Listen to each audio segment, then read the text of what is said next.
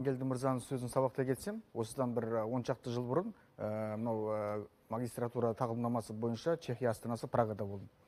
Сол кезде осы мынау Чехиядағы трамвай мәдениетіне, трамвайдың жүрісіне және оның жиілігіне өзім бір ерекше бір таңғалыс тудырды. Себебі мынау Прагадағы қоғамдық көлік жалпы 19 ғасырдың екінші жартысында пайда болған.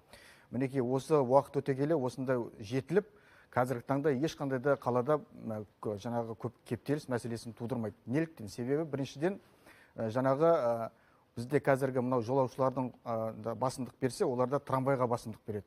Трамвайдың жолын бөгемеу, адамдар жаңағы трамвайдың қозғалысына кедергі келтірмеу деген сияқты дүниелерді.